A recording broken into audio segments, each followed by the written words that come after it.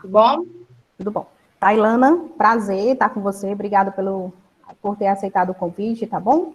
Nada, Gabi. É sempre um prazer estar aqui representando a biblioteca da Unifor, né? Então, nós já temos quase 80 pessoas na sala. Tem alguma informação a priori para dar, Gabi? Sim, tenho sim. Então, assim, nossos colaboradores vão ficar dando apoio no bate-papo, colocando as nossas informações dos canais de comunicação.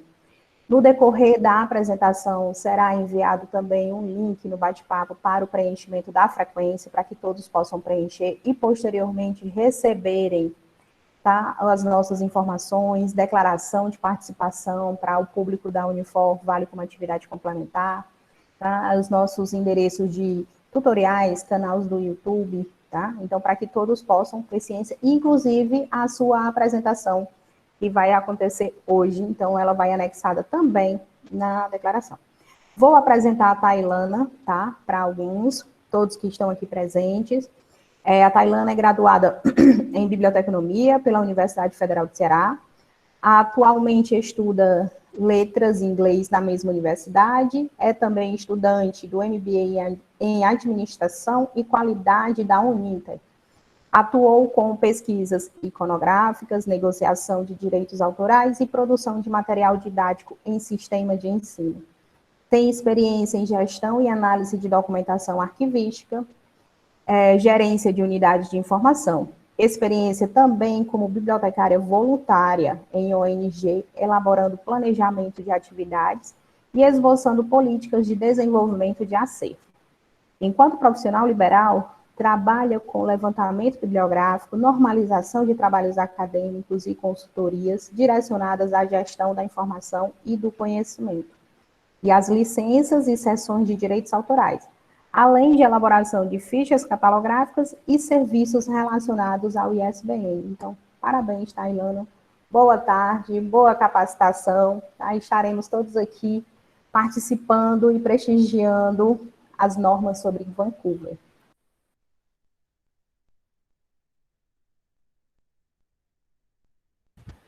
Tailana, teu microfone está desligado.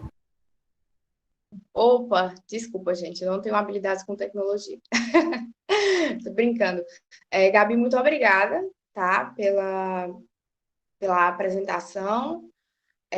Espero que seja muito proveitoso esse momento para todos nós aqui. O Vancouver não é uma norma muito complicada, certo?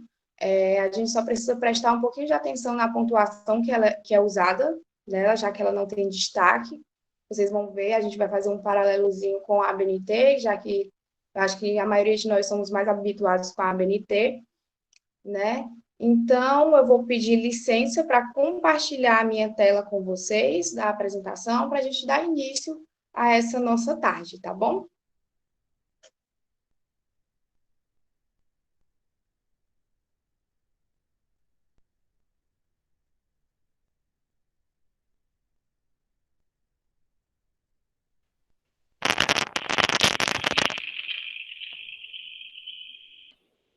Então, vamos lá, eu vou compartilhar minha tela com vocês.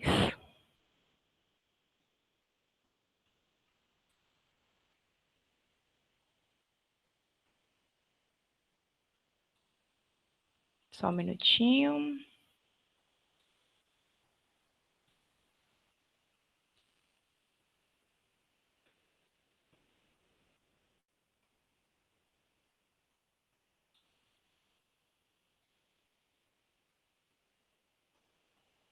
Só um minutinho, pessoal.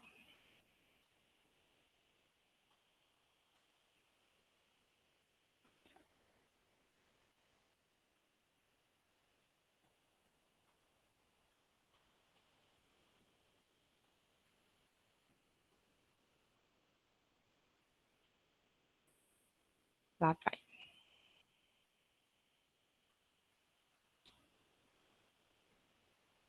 Todos estão vendo? Tá compartilhando direitinho?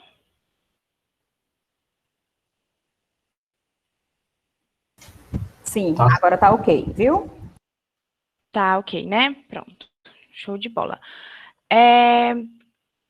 Para dar início ao nosso treinamento, do estilo Vancouver, referência e citação. Eu gostaria de saber, assim, de vocês, qual a ideia de vocês sobre a necessidade de haver normas de referência e citação, né, para ver se está... Porque, às vezes, a gente é algo tão técnico que a gente, às vezes, não para pensar qual a necessidade dessas normas, né? Vocês podem participar à vontade no bate-papo, tá? Só para a gente ir se sintonizando aqui. Isso, manter um padrão, sim, é basicamente isso, né? E, assim, eu tenho uma formação, como a Gabi introduziu, em gestão de qualidade, né? Possibilitar a recuperação, perfeito, perfeito.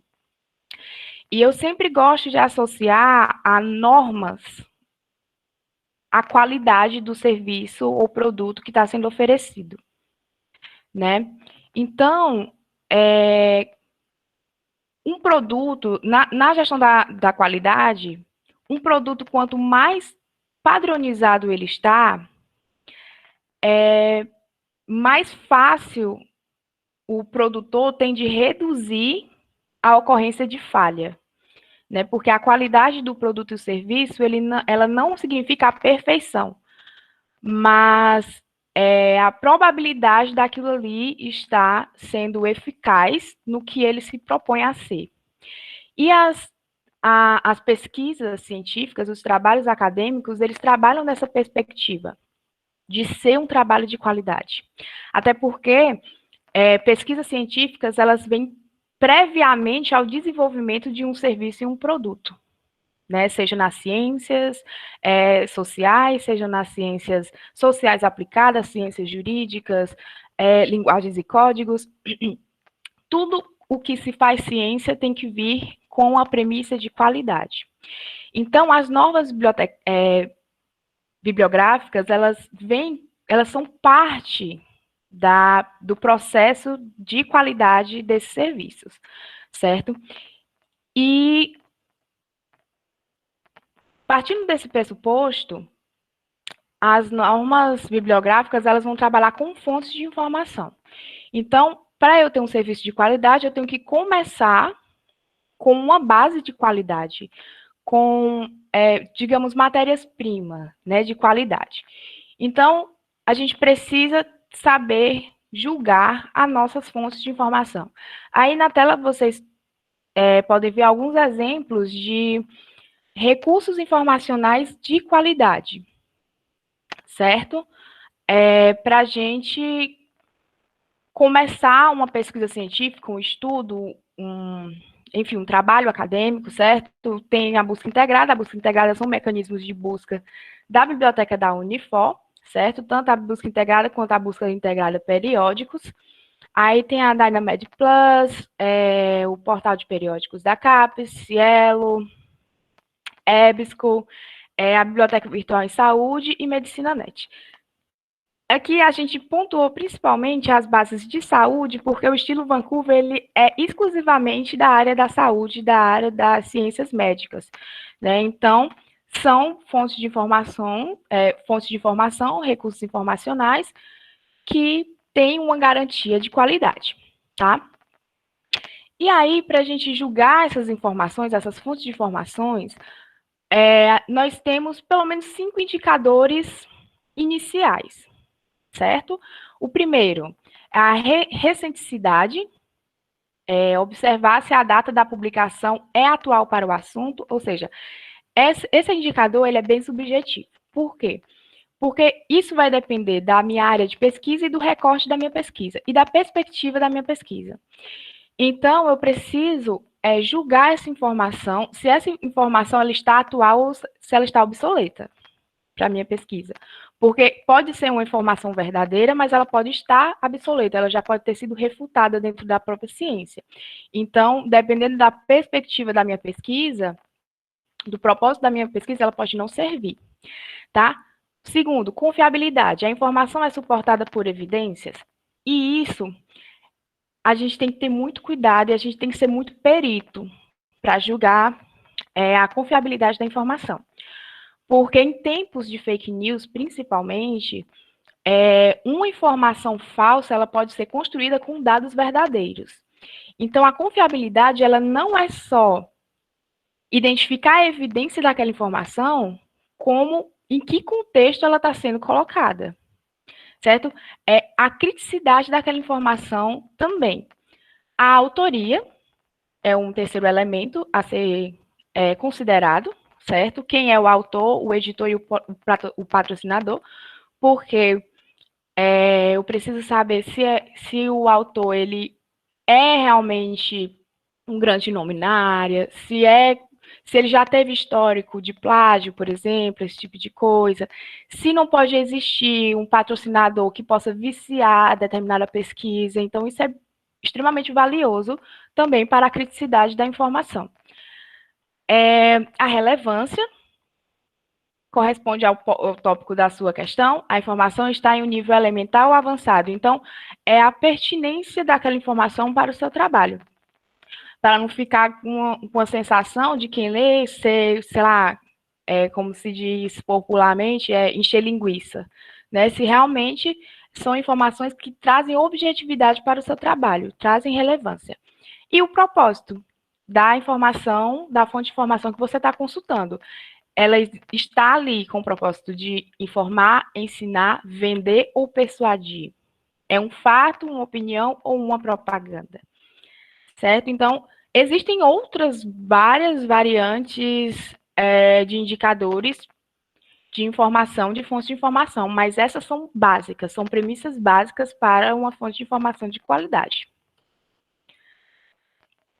E aí vem a grande questão: por que referenciar? As pessoas, algumas pessoas já participaram, né, aqui no nosso chat, dizendo que possibilitar a recuperação da informação, né, organizar essa informação, e é bem essa a ideia, né? Primeiro, reconhecer e respeitar a propriedade intelectual, né? Então, é como a célebre frase do Lavoisier: nada se cria, tudo se transforma. Então, nada vem do nada, principalmente quando a gente fala de ciência. Então, alguém já pensou aquilo ali antes, ou alguém já teve uma ideia, e um conjunto de pesquisadores, a partir daquela ideia primeira, teve um insight e desenvolveu vários outros estudos e descobertas, né, através de um autor prévio. Então, é muito importante garantir esse fio da meada, né, a partir de quem pensou previamente, quem me deu sustento para ter essa grande ideia que eu tenho hoje. Até porque eu também, assim, eu digo eu num papel de pesquisadora. Eu também estou criando conhecimentos.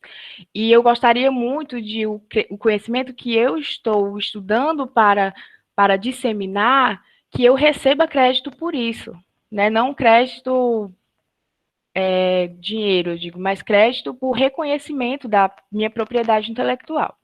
Garantir a qualidade do trabalho, né? Porque eu vou trazer confiabilidade ao meu trabalho, fidedignidade ao meu trabalho, porque eu vou estar, primeiro, partindo de um pressuposto ético, de que eu sim me apoiei em ideias anteriores, eu respeito os pesquisadores que vieram antes de mim, e, a partir daí, eu tenho a fundamentação do meu trabalho. Eu fiz essa pesquisa. Então, isso traz essa confiabilidade, essa fidedignidade ao meu trabalho, essa sustentação teórica para o meu trabalho.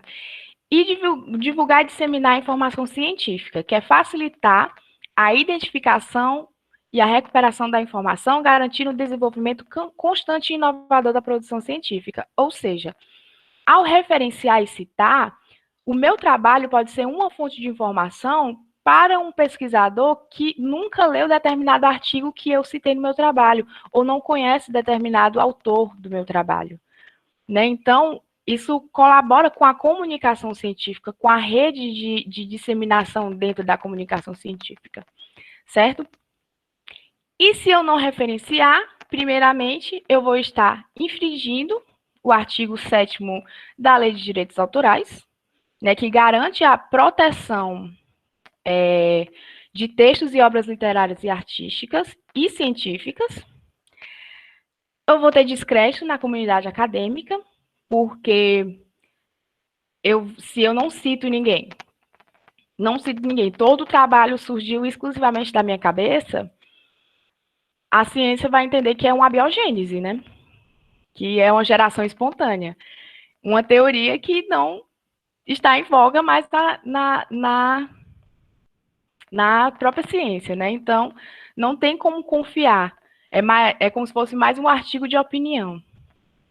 E perda de títulos adquiridos. Não é muito difícil, se a gente fizer uma pesquisa no Google agora, de ver casos aqui no Brasil de pessoas que perdem títulos de mestre e doutor porque plagiou o trabalho, certo? E aí a gente tem a questão do plágio, que podem acontecer em 3 etapas, né, em 3 situações, que é um plágio integral, que é o famoso copiou-colou, né? O plágio parcial, que ele é um mosaico, uma colcha de retalhos, que eu pego uma frase que determinado autor disse aqui, depois eu pego outra aqui, vou juntando, dou um parágrafo com fala de 10 autores. Cada frase é um autor diferente. É um plágio parcial. E o plágio conceitual, que é uma paráfrase, certo? Eu pego o pensamento do autor, faço uma paráfrase e não digo quem foi que pensou. Quando a gente fala em citação, a gente vai ver mais lá para frente que o conceitual, a gente, tanto o integral quanto o parcial, a gente pode usar a citação direta, e o conceitual a gente pode usar uma citação indireta, né? Mas o plágio é quando eu simplesmente não cito ninguém, eu tiro a ideia de outra pessoa, faço um conceito da ideia dele, mas não digo quem é o dono daquela ideia. Tá claro até aqui? Posso ir para frente? Sim, tá tranquilo. Tá. E o que é a normalização? É o conjunto de procedimentos padronizados que se aplica à elaboração de elementos, de documentos técnicos e científicos. Então, isso aqui eu acho que já ficou bem claro. A Laura levantou a mão. Oi, com licença. Boa tarde. Boa Eu tarde. queria perguntar, quando é, tipo assim, alguém escreve uma obra e fala, tipo, de acordo com tal pessoa e tal, sem ser plágio, ela consegue fazer de uma forma, tipo, referenciando e tudo mais. Só que aí ela prepara aquele trabalho, aí outra pessoa pega o mesmo texto desse trabalho que já foi, tipo, referenciado de outra pessoa e copia a mesma coisa. Aí dá o nome de quê para isso? Espera. O primeiro trabalho fez uma citação. É tipo certo? assim, ó, a professora Juliana, ela pediu pra gente fazer um questionário. Aí, por exemplo, tem uma pessoa que pega e fala assim, de acordo com o livro tal, com o autor tal, não sei o que, responda isso. Aí outra pessoa pega, tipo, copia e cola o que a outra pessoa fez, entendeu? Aí dá o nome de quê pra isso? É plágio, né? Também. Porque o que eu tô entendendo do que você tá falando, né? Isso, é um plágio, porque assim, o que você está me dizendo é que o primeiro aluno aqui, né? Ele fez o trabalho dele citando algumas pessoas, alguns autores, e referenciou. E outro aluno pegou exatamente o que ele tinha escrito, tanto as palavras do primeiro aluno quanto as citações do primeiro aluno, e botou no trabalho dele. Não é isso? Isso. Então, isso é plágio. Porque primeiro, ele tanto está plagiando o primeiro aluno, como ele está plagiando o autor citado também. Porque ele não, muito provavelmente, ele não consultou a obra do autor que foi citado. Porque ele copiou e colou de outro trabalho, né? Que geralmente isso pode também não acontecer através do APUD. Só que o APUD, a gente vai ver mais lá para frente, que ele não é recomendado, exatamente por isso. Porque quando se faz o APUD, a gente está fazendo a citação sem consultar a fonte original. Então, no geral, foi um plágio, tá certo? Tá certo, obrigada. Por nada. Pronto.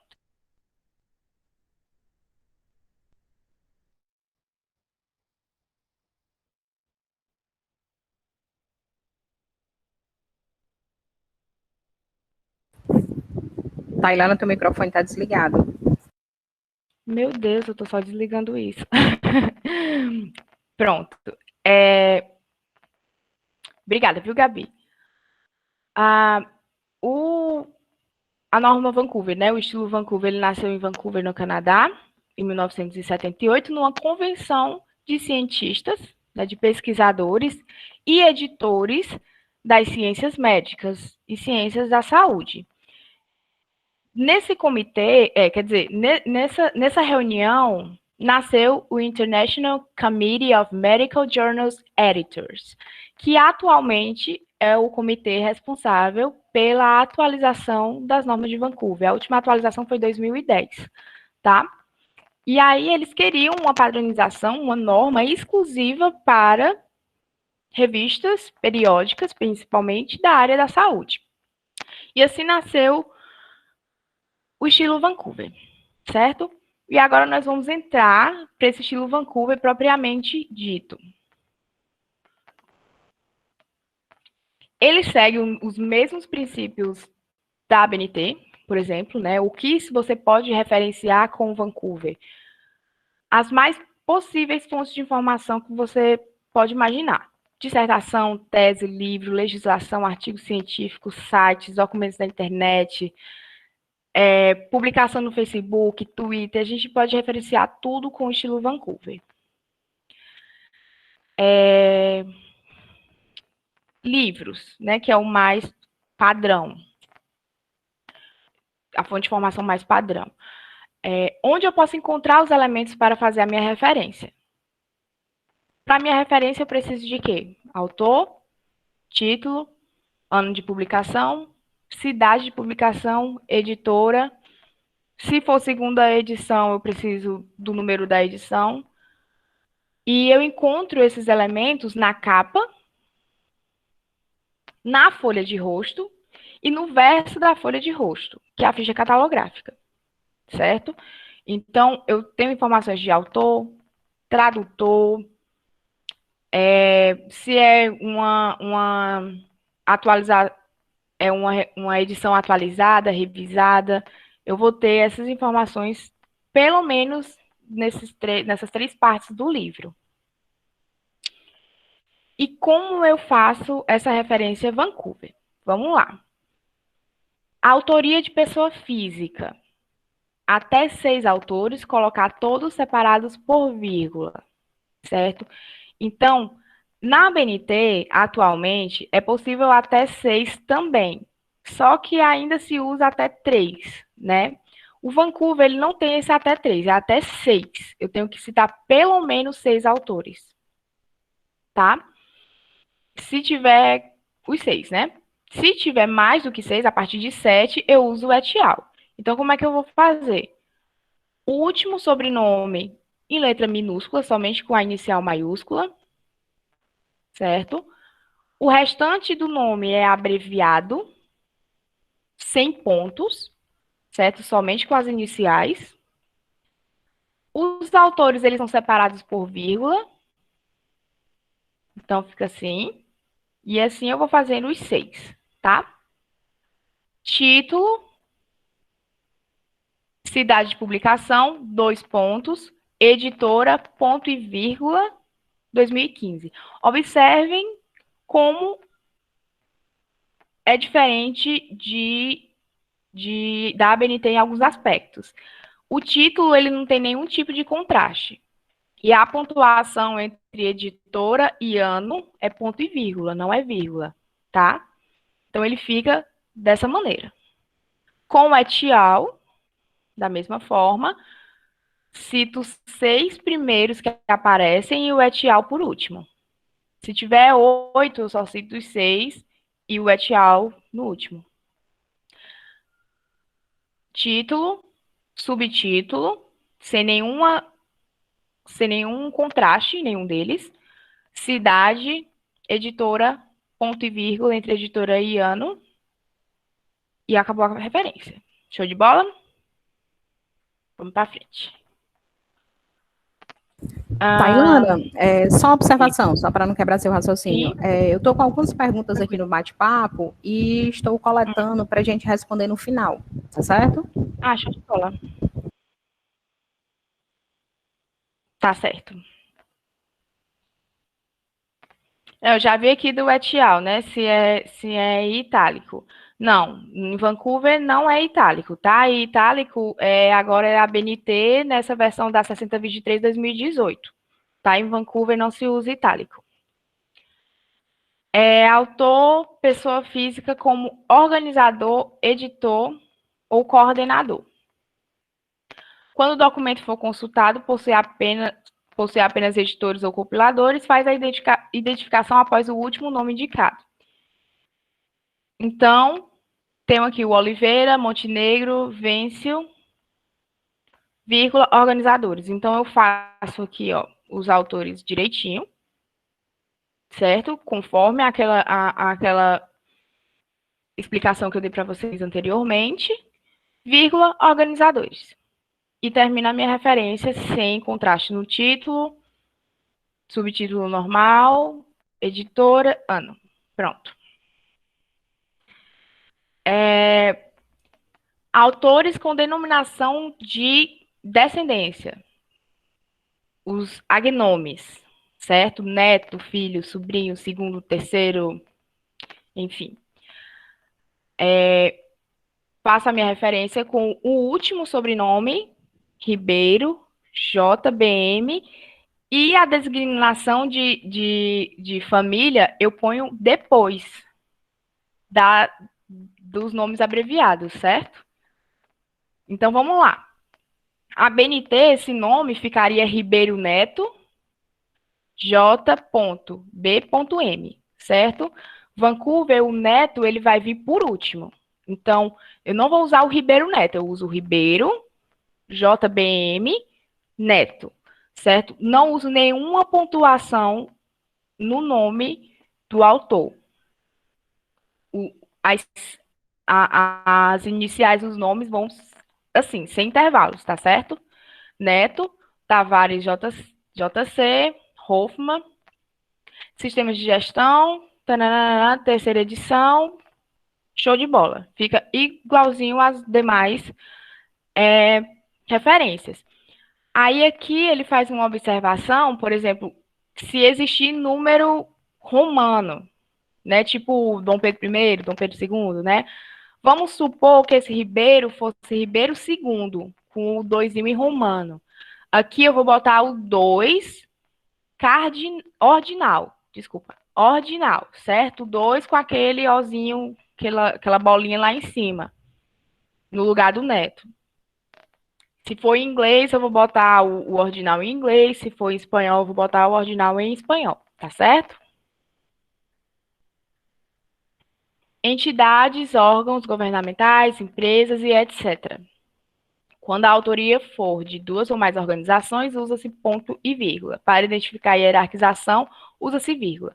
Então, a gente tem uma referência, Vancouver, do Ministério da Saúde.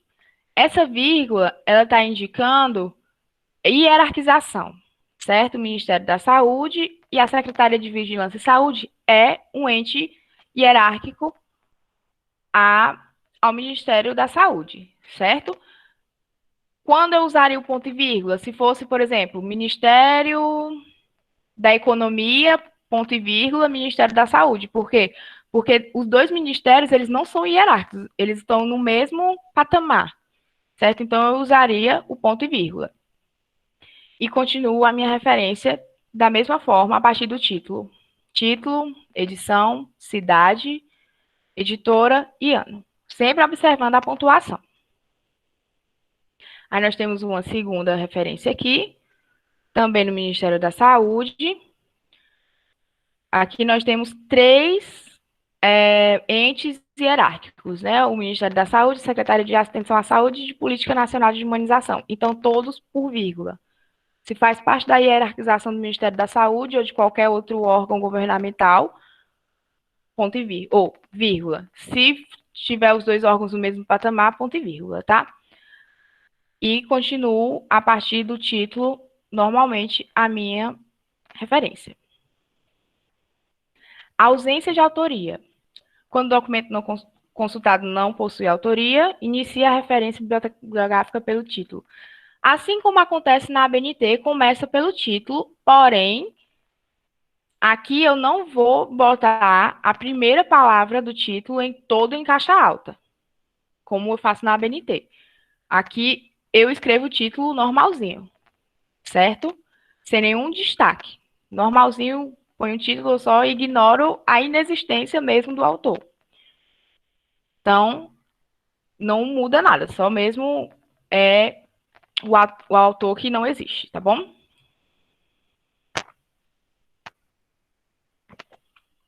Local e editor de publicação.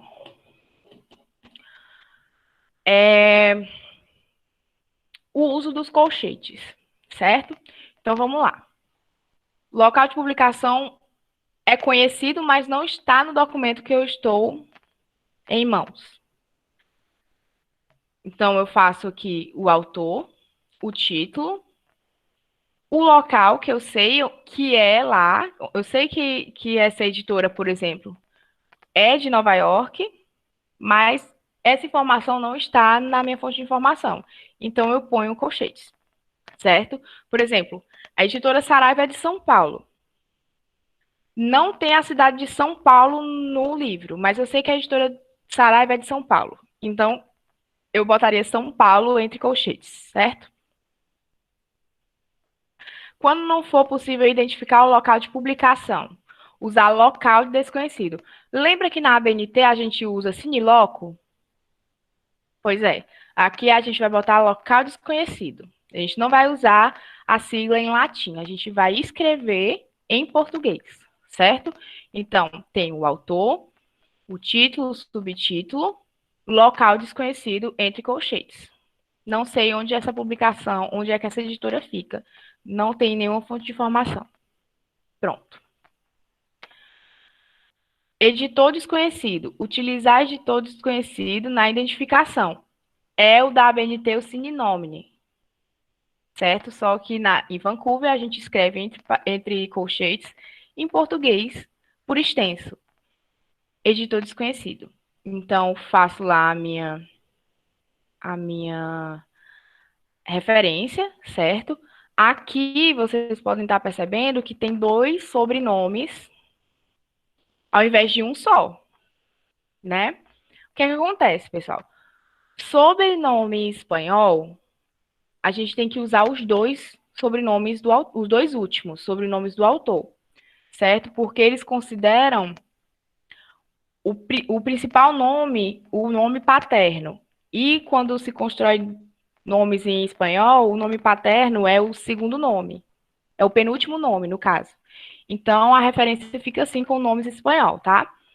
Então, Maldonado Balum, R, faça a referência direitinho, La Paz, editor desconhecido. Vamos para frente. Livros online. Faço a minha referência com todos os elementos, só vou ter que observar 3 novos elementos. A indicação de suporte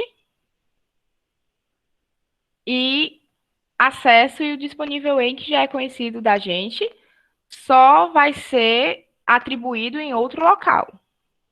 Isso com referência na ABNT, né? Então, vamos lá. Tem um autor, ponho um autor, se for 6 autores, eu ponho 6, se for mais de 7, eu ponho 6 e ponho et al. Título, depois, logo após o título, eu abro colchetes, internet, fecho colchete.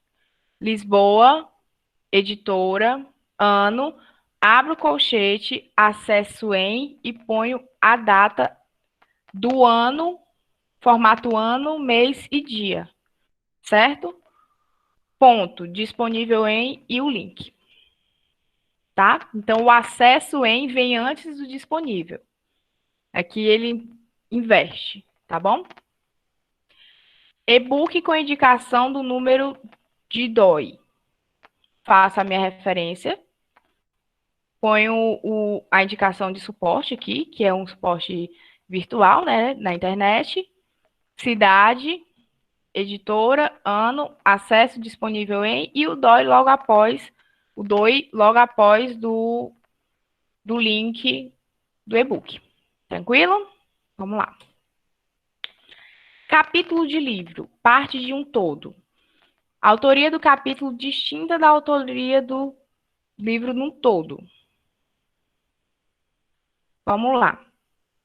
Tenho aqui os dois autores do capítulo, título, subtítulo, e os autores do livro como um todo, que na verdade são organizadores, né? Então é como se fosse duas referências em uma só. E show de bola aqui, título, cidade, editora, ano e página. Que no caso de ser parte de um todo é um elemento obrigatório. Já que eu estou citando o capítulo, eu não estou citando o livro inteiro, certo? Se a autoria do capítulo é a mesma autoria do livro inteiro, então eu não vou usar o elemento in. Eu vou fazer a minha referência, certo? Começando pelo livro como um todo, eu vou meio que inverter esses elementos desse primeiro aqui. Eu vou fazer a minha referência do livro como um todo, e depois, no finalzinho, no ano de edição, depois do ano de edição, eu ponho o capítulo que eu estou referenciando, o título do capítulo e o intervalo de páginas. Tranquilo?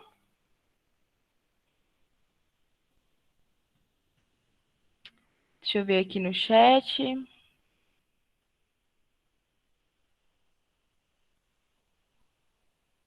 Pronto.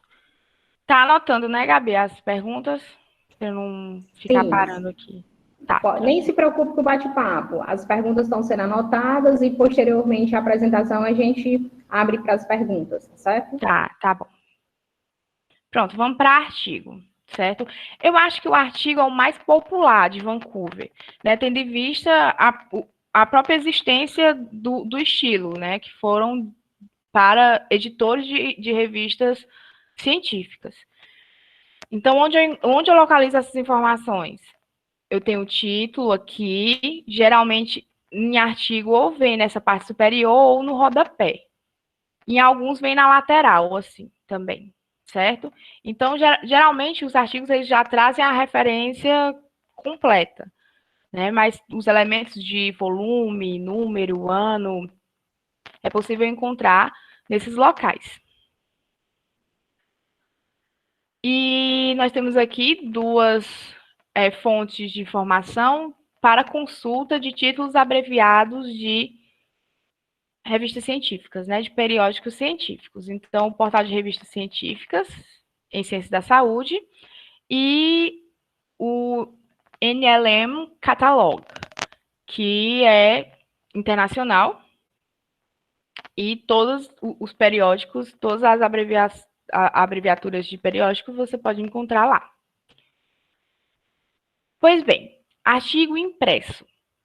A entrada do autor é a mesma, certo? O título também, da mesma maneira. Logo após o título, eu vou ter o título da minha revista,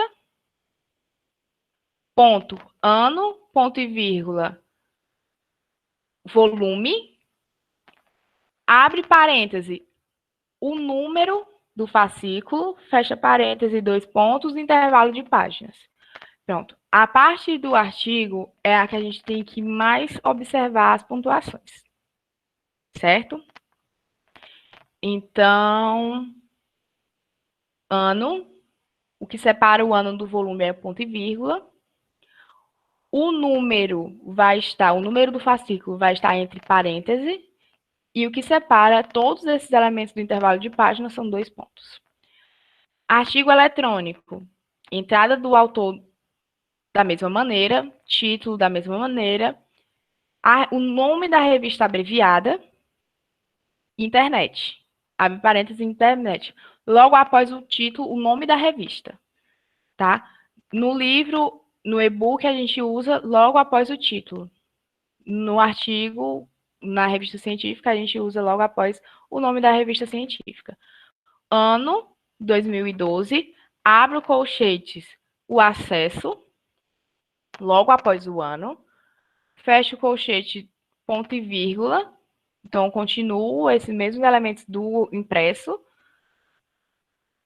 volume, número, 2 pontos, intervalo de páginas, disponível em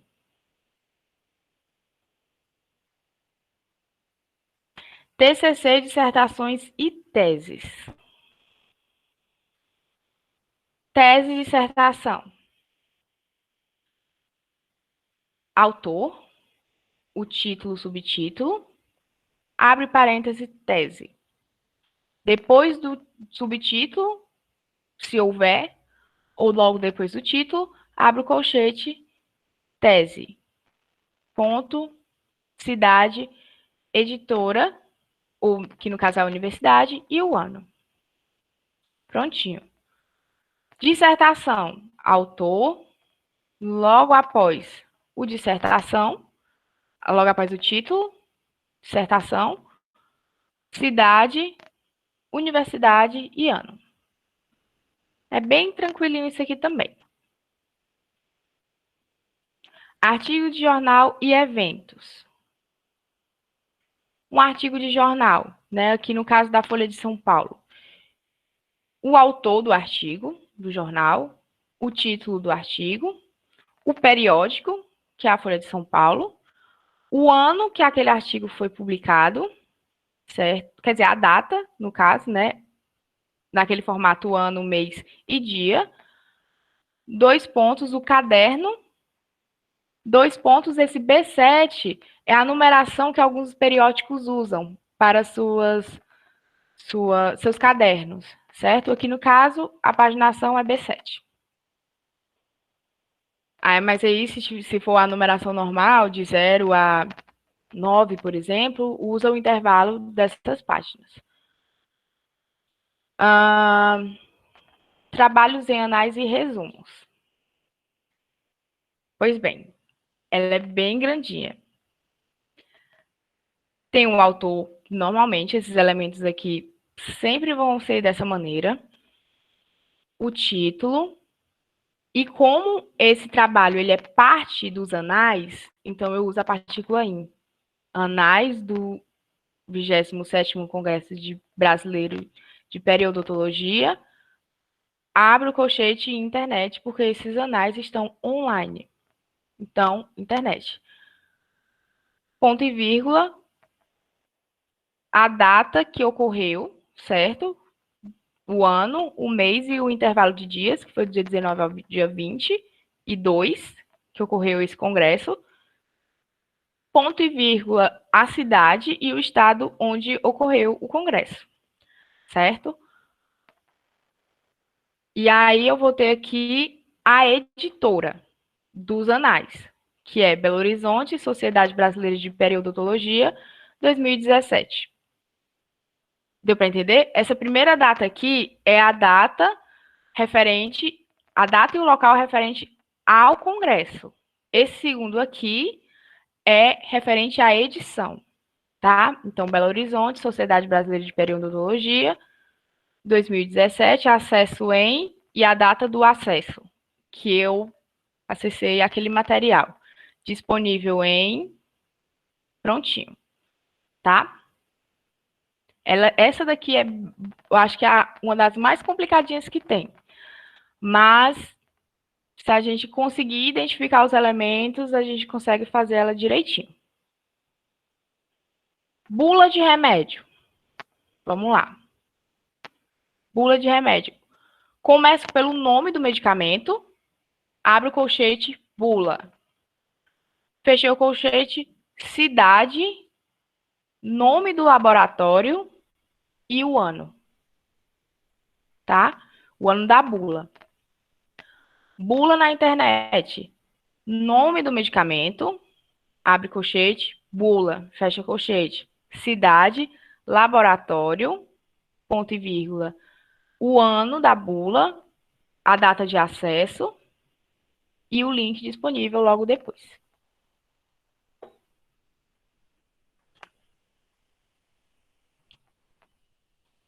Referências legislativas.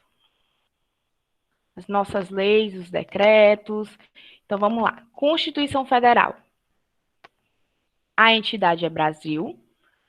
Abre colchetes, Constituição 1988. Esse Constituição, parêntese, 1988, é informado exatamente dessa maneira, certo? Para identificar o ano da Constituição, tá bom? Então, ele vem entre parênteses mesmo. Na ABNT, a gente faz esse mesmo uso, tá bom? Então, toda essa informação aqui entre colchetes. Constituição da República Federativa do Brasil, ponho o título e ponho o suporte da internet. O meio, no caso, né?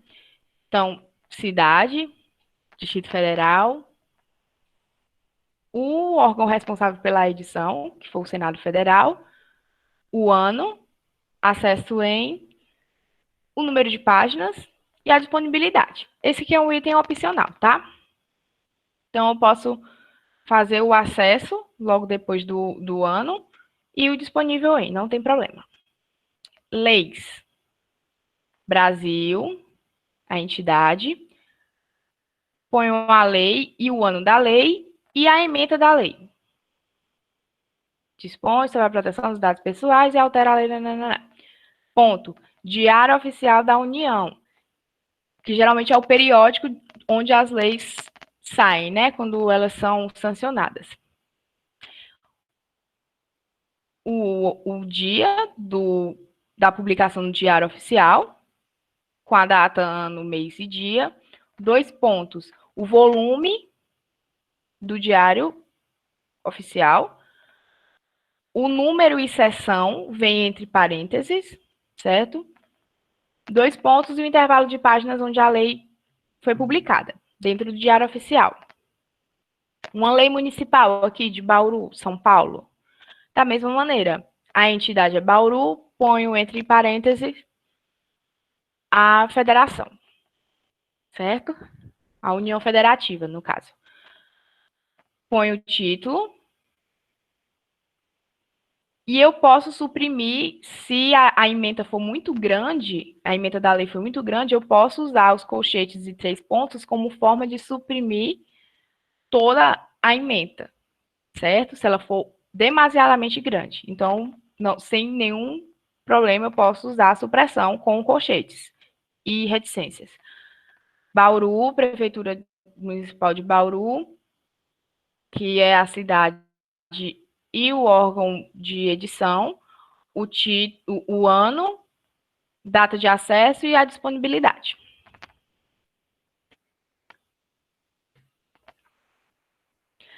Temos aqui as resoluções.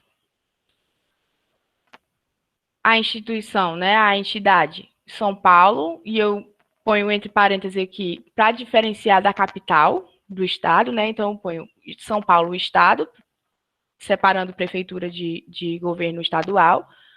O título da resolução, que é a resolução e o número dela e a data, e a ementa da resolução.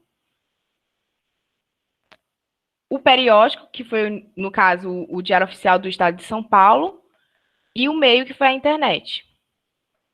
A data do Diário Oficial, né, que saiu a resolução, o acesso entre colchetes, ponto e vírgula, o volume do Diário Oficial, entre parênteses, o número do fascículo, no caso, 2 pontos, o intervalo de páginas. Aqui, somente página 3, porque a lei só precisou de uma lauda para ser apresentada, a resolução, no caso.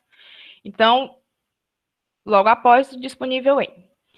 E assim eu vou fazer da mesma maneira com o Conselho Federal de Medicina, resolução, ementa, Diário Oficial da União, data de publicação, volume, número e seção e a página. Portarias. Então, assim, sempre vai vir nesse formato. ponho o órgão responsável, né, a entidade responsável, Fundação de Amparo à Pesquisa do Estado de São Paulo, título, que é o nome da portaria, o número da portaria, a ementa, o meio, a cidade, a editora, o ano, data de acesso e a disponibilidade.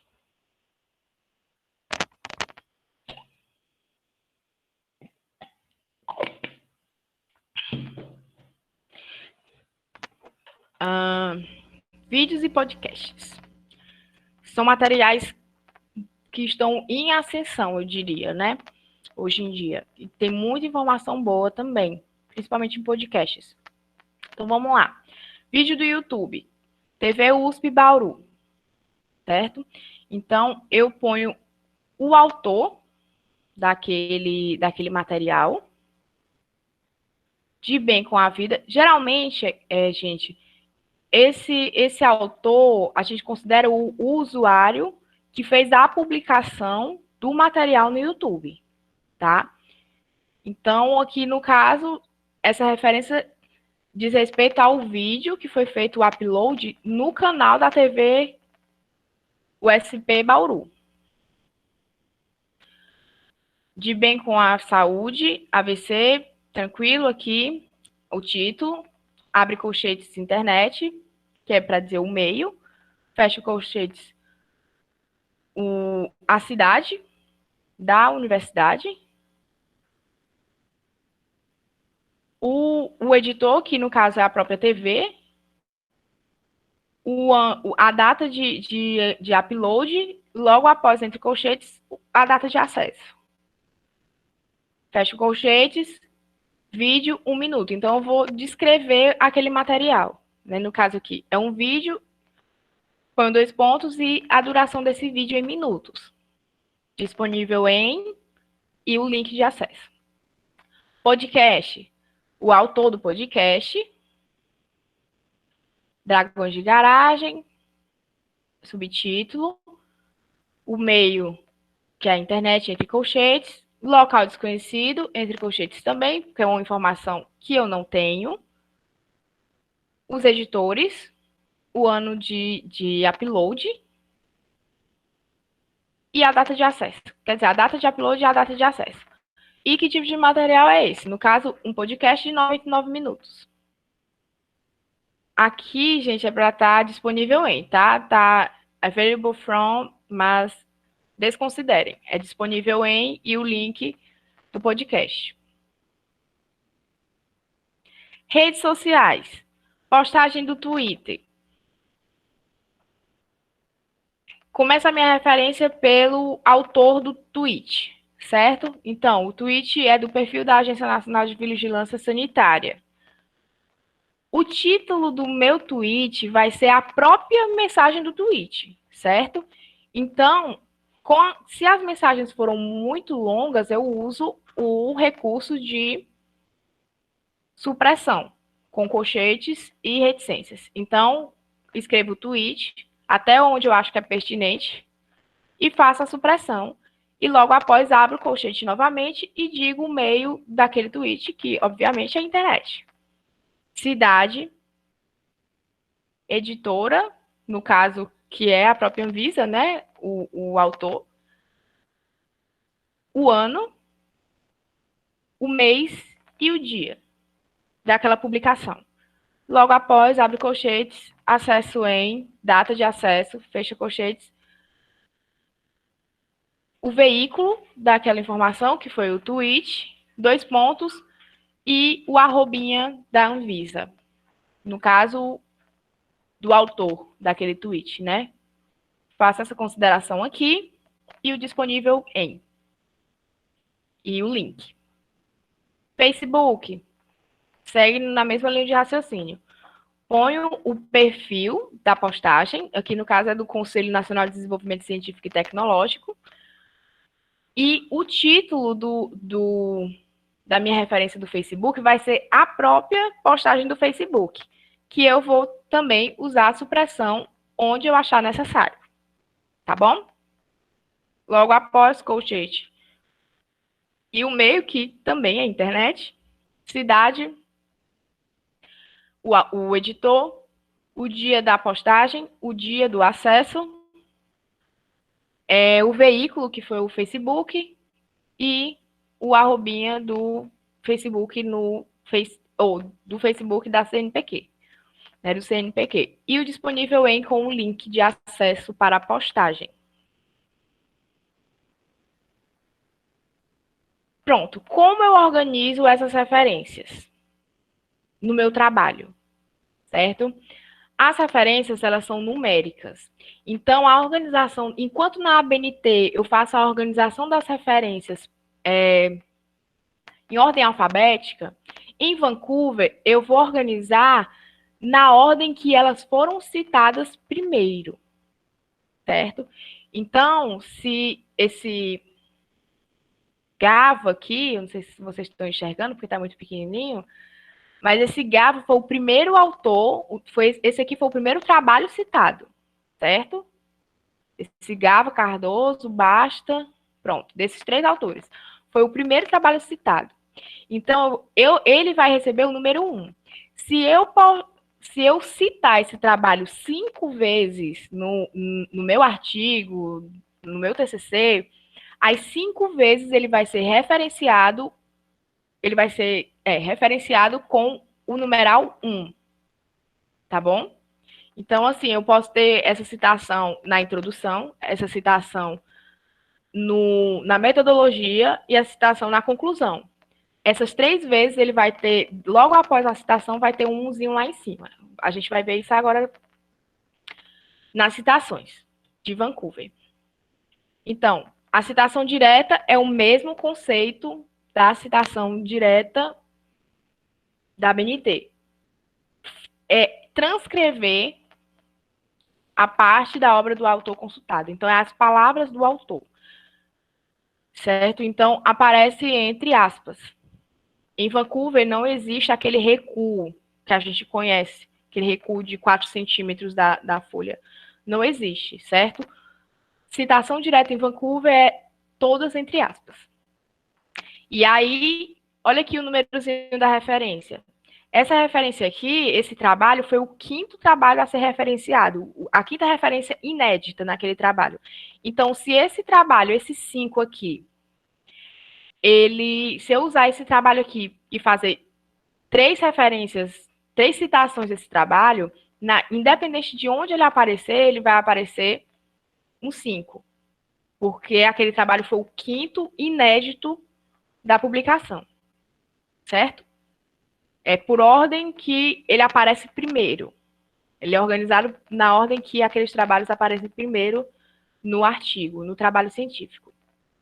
E na citação direta... Oi? Alguém ligou o microfone? Tá, vou continuar. E aí, na citação direta, eu posso fazer as supressões, que eu já havia introduzido vocês antes, né? Porque a gente pode fazer supressão nas postagens do Twitter, por exemplo, ou então nas emendas das resoluções. E as supressões é o uso dos colchetes e das reticências para tornar a informação um pouco mais objetiva, né? A citação direta, as palavras do autor um pouco mais objetiva. Então, ponho entre aspas, faça a supressão onde for necessário, com colchetes e reticências, escrevo a parte da obra do autor que eu quero citar, fecho as aspas e adiciono o número referente àquela citação, né? A referência daquela citação. Os acréscimos ou comentários, que é quando eu quero trabalhar mais a ideia do autor dentro da própria fala dele, ou esclarecer alguns pontos, né, que não ficam muito claros dentro da própria fala dele. Então, eu uso os colchetes e ponho a explicação entre o colchete, certo? Entre aspas, tudo entre aspas, abro o colchete para fazer a minha explicação, fecho o colchete e atribuo o número da referência relativa a essa citação. Tradução nossa. Faço a citação direta entre entre aspas, atribuo o número da referência, abro parêntese, tradução nossa, fecho o parêntese, certo? Logo após ao númerozinho aqui em cima. Os destaques, né? O sublinhado, negrito. Se não tiver no texto original, do mesmo jeito, citação direta, atribuo o número da referência, abro parêntese, grifo nosso, fecho parêntese. A citação indireta. Pronto, a gente viu que citação direta em Vancouver não existe recuo. Ela vai ser identificada pelas aspas e pela numeração atribuída. Citação indireta, que é a paráfrase do texto do autor, da ideia do autor, não existe aspas. O que eu vou usar é somente a atribuição, o número de atribuição de referência. Tá bom? Então, passo aqui a minha ideia, a ideia do autor parafraseada e vou referenciá-lo através do número correspondente à referência dele. Lembrando, novamente, que esses números eles são atribuídos às referências a partir da primeira vez que da sequência que ela aparece pela primeira vez no texto. Certo? Então, o 14 aqui quer dizer que esse trabalho apareceu pela primeira vez naquele texto na 14ª vez, na 14ª citação, digamos assim. Tá bom? Ele foi o 14º trabalho citado. Aí, aqui, novamente, aqui no caso eu tenho um 2, tá vendo? Tem um 9 e tem um 11. Aqui quer dizer que eu fiz uma paráfrase de ideias de 2 trabalhos diferentes, mas que corroboram. Então, faço a minha paráfrase aqui e lá em cima eu ponho as referências relativas àquela paráfrase, tá? Aqui foi o que eu disse lá no começo, que a gente pode evitar o plágio conceitual, que é exatamente isso daqui. Pronto.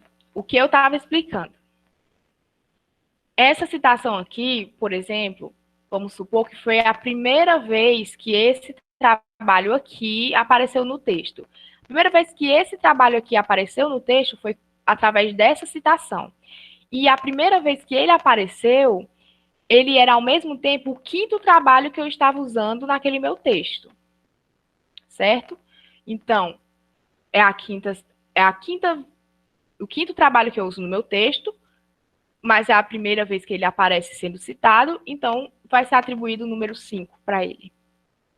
Tá? Então, todas as vezes, a partir dessa vez aqui, todas as vezes que eu citar esse trabalho, eu vou atribuir o número 5. Pronto, no texto ele vai aparecer dessa maneira, certo?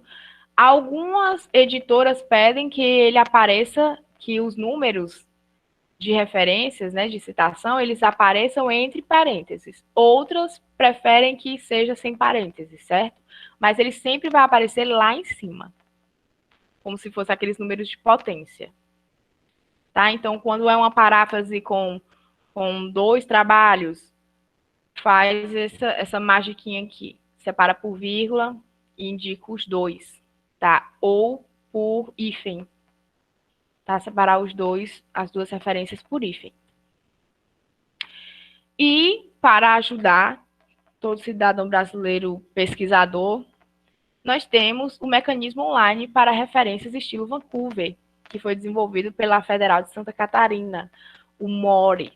Então, ele ajuda muito, né? Principalmente nessa parte das pontuações de Vancouver, que são muito confusas. Então, a gente atribui os elementos para cada espaço e, no finalzinho, ele vai fazer uma referência de estilo Vancouver prontinha para usar no trabalho, tá bom?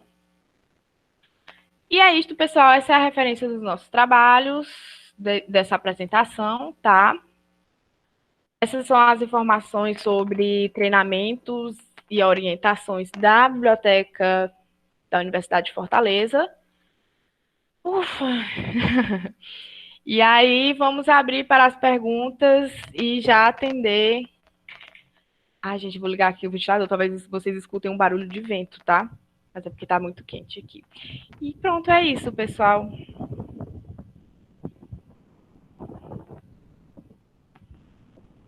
Quais as perguntas, Gabi, que a gente já tem até agora?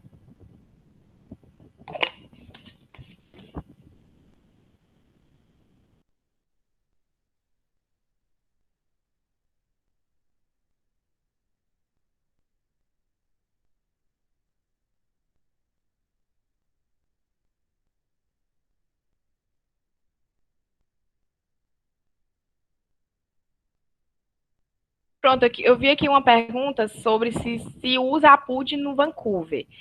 Não se usa porque exatamente a citação ela é numérica, né? A gente usa esse procedimento numérico. O que se pode falar assim no Vancouver é no próprio texto, né? Por exemplo, Almeida, citado por Barroso, afirma que e é aquela informação, e lá em cima, no meu numérico, eu vou botar a referência relativa ao trabalho de Barroso, não ao de Almeida, né? Porque o APUD, ele funciona dessa maneira. Então, eu posso falar, eu posso usar o conceito do APUD no meu texto, mas a palavra mesmo, APUD, ela não existe em Vancouver. Inclusive, como eu falei no início, não é nem legal se usar esse tipo de citação no nosso trabalho, exatamente por isso, porque o entendimento é que a gente não consultou a fonte original, a gente consultou só a citação da citação. Então, a gente pode cair ser induzido ao erro pelo autor que a gente está lendo, certo?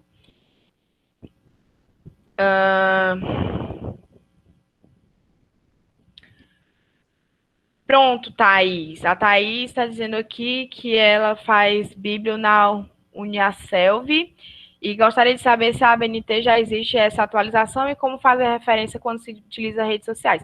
Thaís, vai ter treinamento da ABNT sexta-feira, 3 horas da tarde, se eu não me engano, tá? A última atualização da ABNT foi a 6023 de 2018. Então, nessa apresentação de sexta-feira, a gente vai explicar direitinho como fazer as atribuições de ABNT em outras fontes e recursos informacionais. Isso, Edson. A atualização da 6023 tem estrutura para referências das redes sociais. Exatamente. Deixa eu ver aqui outra. O título da revista é sempre abreviado. Recomenda-se que seja abreviado, Rosângela, tá? Em Vancouver, ela é convencionadamente abreviada. Porque se a gente não percebe, assim, se a gente observar com carinho o estilo Vancouver, apesar de ele ser confuso, assim, devido às pontuações, ele tenta ele tenta enxugar a referência, certo? É tanto que, por exemplo, enquanto na ABNT a gente usa o V para volume, o N para número e o P para página, em Vancouver a gente usa somente pontuações e sem espaço. Né? Então, a lógica é que até o título da revista seja abreviado, para poder ser uma informação mais rápida, para ser consultada, assim, na vista. O problema que eu tenho com isso é porque a gente a maioria dessas revistas, elas são estrangeiras e acaba que a abreviação fica complicada de se entender.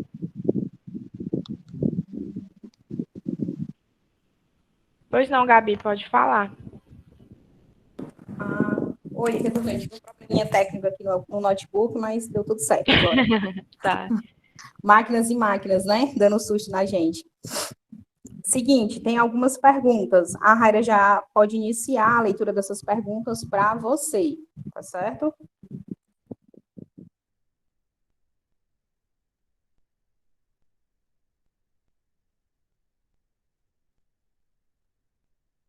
Pronto, gente. Boa tarde. Eu sou a Raira, tá? Sou colaboradora da Unifor também. E aí eu vou passar aqui as perguntas que foram feitas desde o comecinho da capacitação. Caso alguma pergunta não seja respondida agora, né, não se preocupem que a gente vai passar uma limpa pelo e-mail também. Tailana, vocês estão me escutando, gente? Sim, tá ok, Raira, pode continuar. Pronto. O Thales perguntou, teoricamente, poderíamos então citar a ideia do autor original?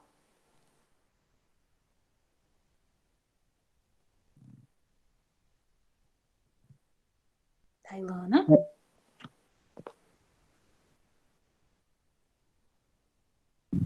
Tailana, teu microfone está desligado.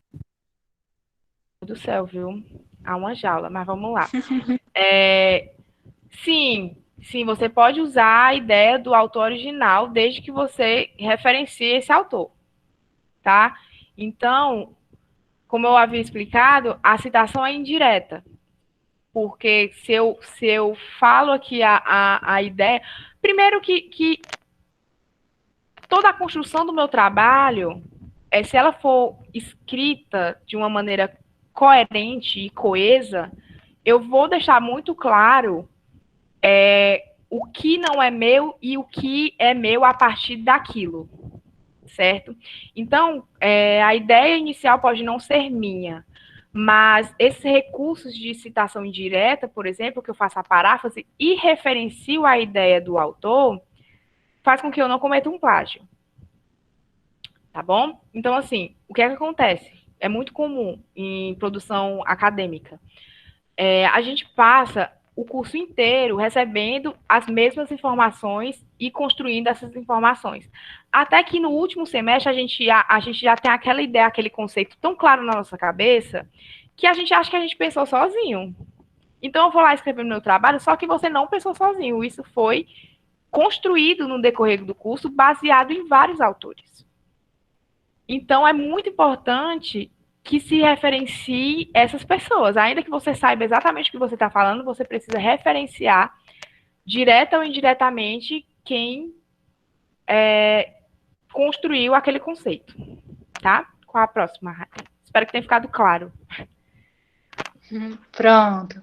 A Samira Suelen perguntou, e se por acaso eu escrevi algo e outra pessoa escreveu algo parecido com as minhas palavras, sem saber que eu já tinha escrito? Isso é muito recorrente, né? Isso é muito recorrente, até porque é aquele negócio. A informação, ela não é criada, né? Ela se transforma. Então, isso pode acontecer numa mesma sala de estudantes que estão escrevendo um TCC, que alguém vai escrever o TCC sobre o mesmo assunto e acaba escrevendo parágrafos semelhantes, né? Com o mesmo conceito. Então, assim, não é plágio no sentido de que você está copiando alguém, certo? Essa observação vai depender muito da perícia do profissional que vai estar lendo o seu texto, tá? Porque, assim, pode ser detectado no software de plágio? Pode, mas a máquina, ela é programada para detectar semelhanças. O ser humano, ele que tem a perícia crítica de identificar a ética daquele trabalho, certo? Então, eu mesma já li vários artigos científicos dentro da ciência da informação, da biblioteconomia, que as introduções são exatamente a mesma coisa, certo? As informações são muito semelhantes, porque os conceitos, eles não mudam. Né? Os conceitos das áreas, eles não mudam. Então, a forma como eu vou falar sobre isso pode ser semelhante à de outros autores, mas isso não quer dizer claramente que seja um plágio. Né? Vai determinar exatamente da perícia de quem vai estar julgando o seu trabalho. A próxima. Raira, por favor. Cristina Porto, qual a diferença entre as normas ABNT e Vancouver? A ABNT se usa primeiro sobre referência. A ABNT usa o sistema alfabético. Então, eu organizo as minhas referências em ordem alfabética. Vancouver é numérico, certo? Citação ABNT Vancouver. Vancouver, citação é sistema numérico. ABNT é sistema de citação direta, citação indireta, com os seus respectivos contrastes. Até três linhas é citação direta entre aspas, e citação direta com mais de 3 linhas, existe o recuo de 4 centímetros e a formatação que muda, né? O tamanho da fonte, o espaçamento. E aí, em Vancouver, a gente não usa o parêntese com o nome do autor, a página e o ano da publicação, porque é tudo numérico, é tudo muito mais fácil de citar. E a ABNT eu tenho que ter preocupação, né? Que citação indireta eu não preciso botar o número da página, citação direta eu preciso. Eu vi uma pergunta aqui perguntando se. Uma pergunta perguntando é ótimo, né? Mas uma pessoa perguntando se eu precisava botar a página quando eu faço citação direta. Vancouver, né? Eu acho que foi mais ou menos isso. Na referência tem que ter um intervalo de página, tá? Se você faz uma citação direta.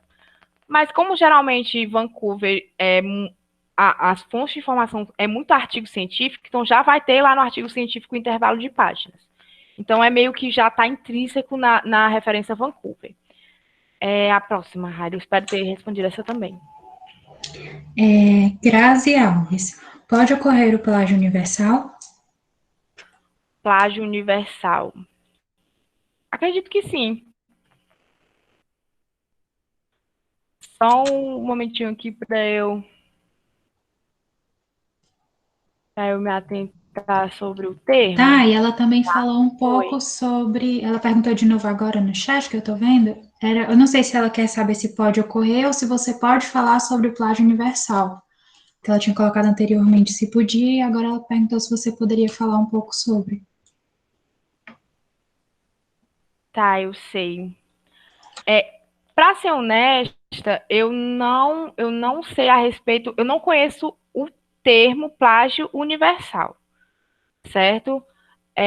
Eu conheço o plágio nesses sentidos de ser um plágio de conceito, ser um plágio, aquele plágio que é direto, né, que é o copiou-colou, aquele plágio que é uma coxa de retalho, eu sei dessas formas de plágio.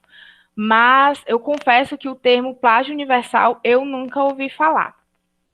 Mas eu recomendo a capacitação, o que é plágio, que a gente oferece. Eu não sei se vai ser hoje ou foi ontem, mas que sempre a gente está lançando periodicamente a gente está lançando esse tipo de capacitação. Então, como eu não conheço esse termo, eu confesso que eu não tenho propriedade para falar sobre isso. Eu precisaria ler mais sobre o plágio universal, tá? Mas nós temos bibliotecários muito bem capacitados aqui na Universidade de Fortaleza e a capacitação que é plágio eu recomendaria muito para quem tem curiosidade nesse assunto. Será amanhã, viu, Tailana, a capacitação sobre o que é plágio. Pronto, tá ótimo. Vai ser amanhã essa capacitação de plágio. Então, é muito interessante. Fala sobre os softwares de detecção de plágio, o que é o conceito de plágio, tá bom? Podemos ir para a próxima? Sim. Cristina Porto perguntou: como faz para transformar Vancouver para a BNT ou ao contrário? É só, assim, não é difícil, tá? É só observar os elementos. Os elementos usados na ABNT são os mesmos observados em Vancouver. É a mesma coisa. O que eu vou mudar é a forma como eu vou apresentar esses elementos. Como eu havia falado, na ABNT, a gente a gente, em artigo, por exemplo, a gente usa o volume com o Vzinho, o número com o Nzinho, página com o Pzinho. Em Vancouver, a gente não vai usar isso. A gente vai usar ponto e vírgula, volume, abre parêntese, número, fecha parêntese, 2 pontos, número da página. Então, identificando os elementos que faz a referência, você pode transformar em APA, você pode transformar em Vancouver, você pode transformar em ABNT, certo? O importante das referências não é decorar como elas acontecem, mas saber identificar os elementos que as compõem, tá bom? O Doriberto Freitas perguntou: quando o artigo não tem o ano e apenas o site? O artigo não tem um ano, E apenas o site, isso. Pode-se usar a supressão de possível ano, né? Que é aquela, eu vou botar aqui no chat, que é aquela supressãozinha assim. A gente usa em ABNT. Oi? Pronto. Eu posso usar esse tipo de supressão em Vancouver também, tá? Pronto. De possível ano, possível década. Pronto, Raira. Perdão. A Rosângela de Souza perguntou: o et al. É em itálico? Não. Vancouver não se usa itálico, tá? Pronto. Cristina Porto: como saber quando usar Vancouver ou ABNT? Por exemplo, sendo um TCC da universidade, já especifica em que norma ele deve ser usado ou você pode escolher? Não, eu acho que isso vai depender da sua instituição, né? Ou do seu centro.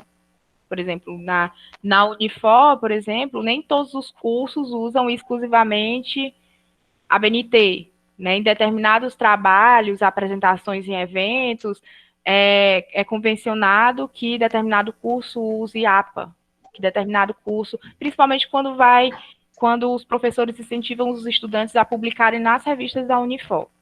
Né? Então, a revista de promoção da saúde da Unifor, ela é em Vancouver. Né? Já a revista Pensados Direito é em ABNT. Então, eu acho que vai depender da sua instituição. Eles devem avisar previamente. Tá?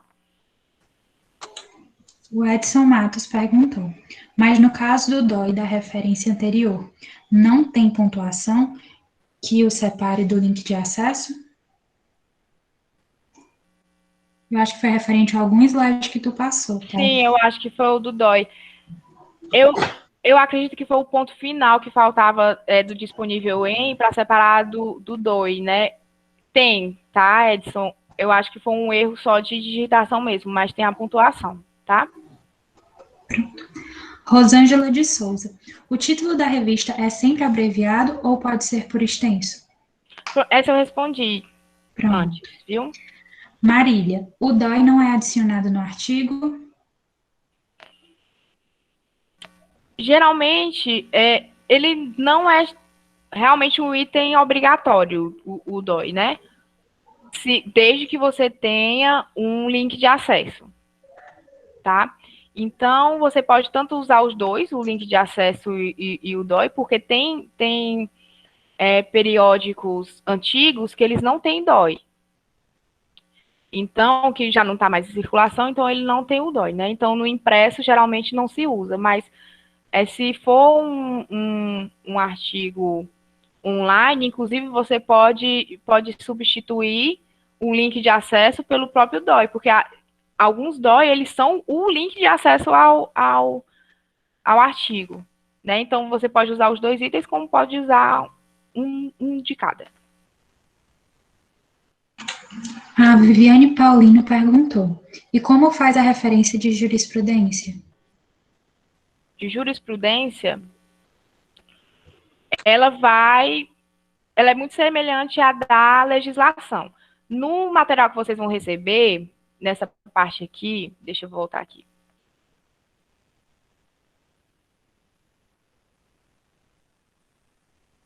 Espera. Podcast, não, lá no início. Vai ter o link de acesso à norma na íntegra, certo? Então, tem outros materiais na norma na íntegra que você pode construir uma referência. Mas, geralmente, essa parte do direito é muito semelhante à forma como se apresentam os elementos na legislação, né? Falando da ementa, quem foi o jurista, no caso, da jurisprudência. Deixa eu achar aqui. Ai, meu Deus, deixa eu passar. Aqui, ó. Isso aqui são links, tá? Se vocês clicarem aqui quando vocês receberem esse material, vocês vão receber essas normas de maneira integral e resumida também em português. A próxima, Raida. Boa tarde, meu nome é Thaís, faço Bíblia na Uniaselv e gostaria de saber se na ABNT já existe essa atualização de como fazer as referências quando se utiliza redes sociais. Essa eu respondi também para Thaís. Pronto, Letícia Cristina. A página de onde foi tirada a citação direta fica na lista de referências? Pronto, eu respondi essa daí também. Eu acho que as demais tu já respondeu, tá? Porque foram as que foram colocadas no chat agora. Colocaram outras, deixa eu dar uma olhadinha aqui. Tem muita gente perguntando se o material vai ser disponibilizado. Nós vamos enviar, tá? A Marília perguntou aqui, não sei se é a mesma. Deixa eu ver aqui, a Fernanda tá me ajudando, falou que a da Letícia não foi respondida. Deixa eu localizar aqui um segundo.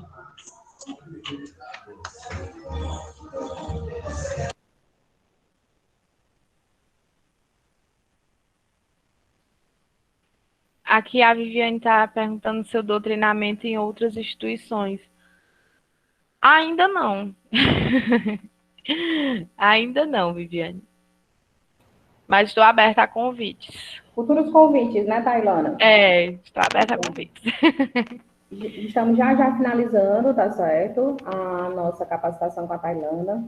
Tá, Tailana, acredito que só tem mais uma pergunta que a Aira está perguntando, está procurando aí para poder explanar para você. A Tailana já tinha respondido, na verdade. Tem só aqui a da Rosângela. Tem uma Usa-se a PUD. Não, esse eu respondi também. A Rosângela está pedindo aqui que eu volte o slide com exemplo sem editor e sem local. Que é local desconhecido e nome desconhecido, né, Rosângela? Deixa eu voltar aqui.